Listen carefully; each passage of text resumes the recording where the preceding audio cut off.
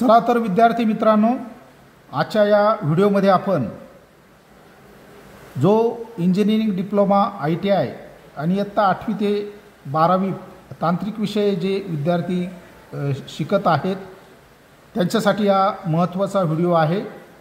भौमितिक रचनेमधील रेषेचे समान भाग करणे, divide the line into equal parts, ही भौमितिक रचना आपण या ठिकाणी पाहणार आहोत। दिलेल्या लांबीची आपण रेषा काढणार आहोत। या ठिकाणी एक लांबीची रेषा आपण घेतलेली आहे। या रेषेचे आपल्याला 5 समान भाग करायचे आहेत। ही जी लाईन दिलेली आहे AB रेषा काढलेली आपण, याला 0 ते 5 क्रमांक आपण दिलेला आहे, कारण की आपल्याला या रेषेचे 5 समान भाग करायचे आहेत।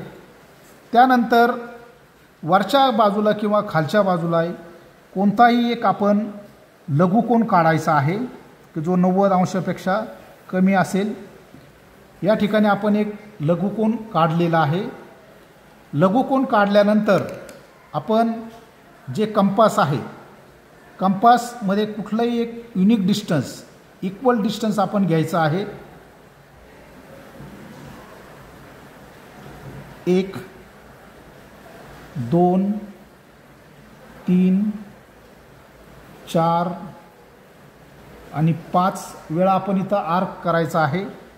याला आपण क्रमांक द्यायचा आहे 1 2 3 4 आणि 5।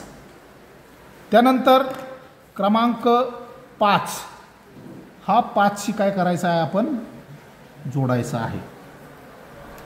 हा 5शी आपण जोडलेला आहे।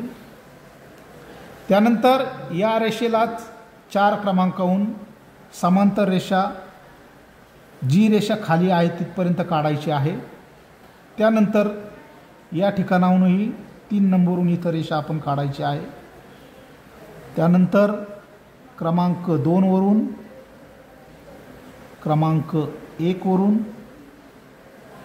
खालच्या लाईनपर्यंत जी रेषा आपल्याला जिचे भाग करायचे आहेत ती रेषा काढायची आहे। याला क्रमांक द्यायचा आहे 1 2 3 4 आणि 5 क्रमांक आपण इथं दिलेला आहे। तर या रचनेमध्ये आपल्याला दिसतंय की ही जी AB रेषा आहे 1 2 3 4 आणि 5 समान भागामध्ये या रेषेचे समान भाग झालेले आहेत। आपणाला रेषेचे एकापेक्षा अनेक भाग आपल्याला जर करायचे असतील तर उदाहरणार्थ आपल्याला या ठिकाणी 6 जर भाग करायचे असतील तर 6 युनिक डिस्टन्स आपण करू शकता, 7 करू शकता।